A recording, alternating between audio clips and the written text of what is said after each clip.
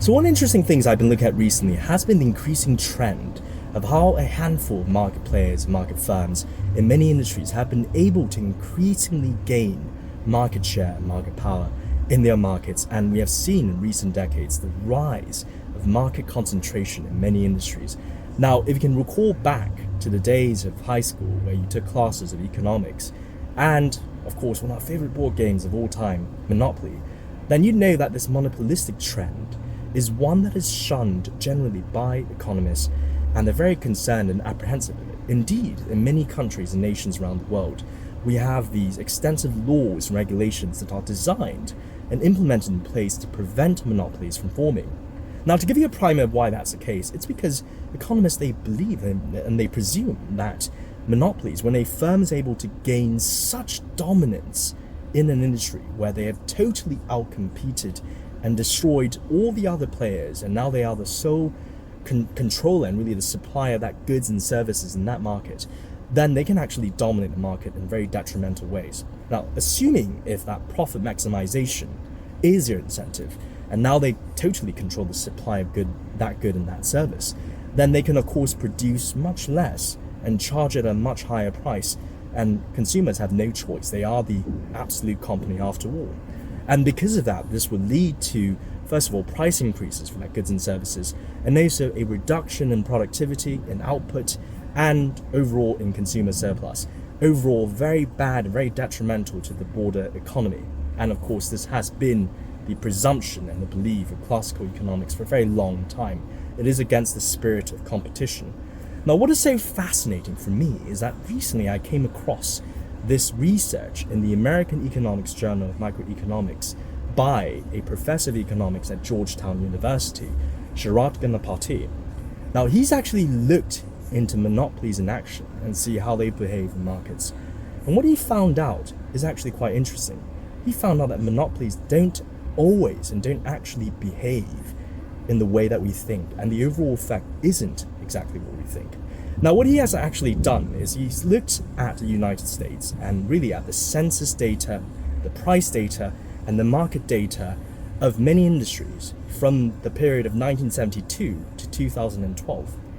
And he's discovered that monopolies in many industries didn't actually lead to a reduction in productivity, nor an increase in terms of the prices. In fact, it's actually led to greater output.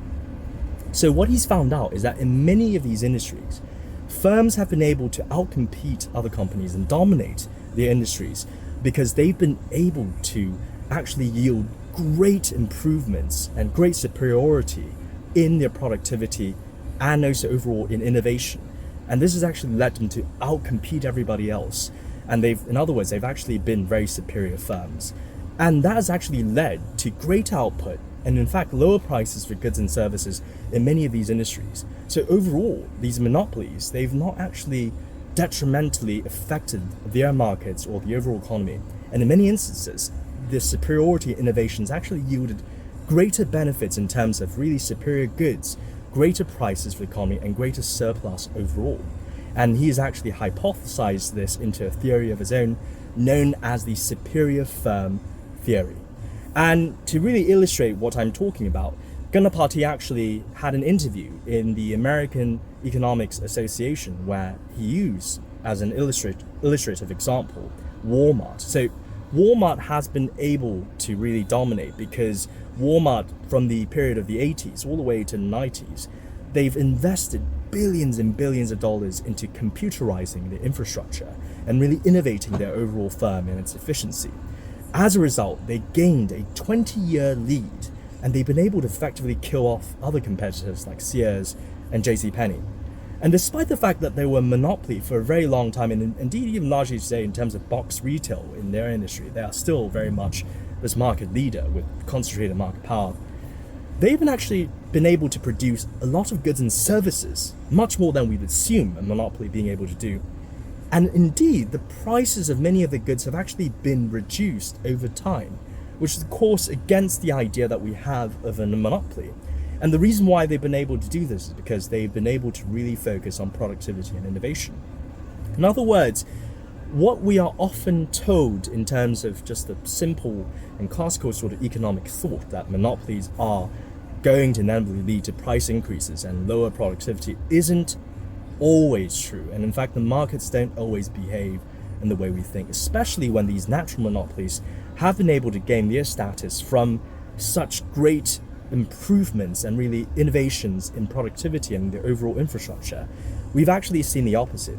The same thing has actually been seen in other industries too. For example, in tech, many of the technology companies that we know today that are effectively monopolies in some of their involved areas, they're not necessarily more expensive in terms of the products and services that they offer. In other words, they're not actually detrimental in that sense, but also we've seen them being able to yield really great and oftentimes very innovative products and services that we don't see elsewhere, especially when compared to other smaller firms that are trying to compete. In other words, even with their size and dominance, they've been able to yield good, not necessarily bad. But with that said, it's also important to note that indeed, a monopoly behaving in truly detrimental ways, anti-competitive ways, and of course, anti-economic ways, we do see that in a lot of other industries too. For example, in healthcare, generally monopolies, from what I've seen in research papers, monopolies have actually led to price increases.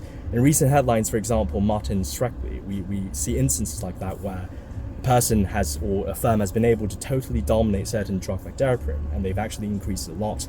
And in these areas, very concerning because, of course, healthcare is very important and accessibility is very important. And in other areas, well, that I've seen a research by a professor of economics at Stanford, he's actually discovered that increases in productivity in monopolistic firms have not actually been shared widely.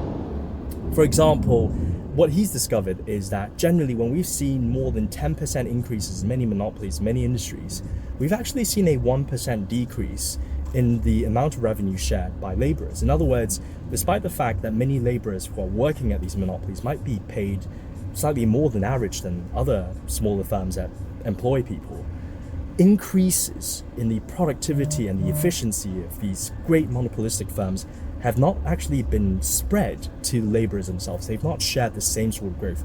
Oftentimes the growth there in terms of revenue income by the laborers has been stagnant. Same way, despite the firms being able to generally be so innovative and productive, it's not always been the case that the same sort of improvement there has been shared in the sort of prices that have been enjoyed by the consumers. So all in all, what I'm trying to say, I suppose what all this research really concludes is this. Nothing is ever too black and white, especially with the market. The idea that monopolies are inevitably horrible for the economy is not always true. Natural monopolies are not always detrimental. But despite that fact, being in such a position does yield really a potential to be incredibly detrimental, especially, for example, in certain areas like, for example, healthcare. But what this goes to show is I think regulators and, of course, lawmakers, they have to take in mind that it should never be such a black and white approach where, the idea that we have to prevent companies from achieving such great status and heights because of the potential that they'll be detrimental. Rather, the idea is actually how these companies are actually behaving. It requires a more intricate approach. That's not always been the case in many countries, especially, I think, in many parts of Southeast Asia. But despite the fact, I thought it's very fascinating that we always generally think monopolies are bad, and it's always been so black and white. But again, it is not always the case. We do have to have a more intricate approach, and of course, a more sort of liberal idea when it comes to how markets actually behave in practice.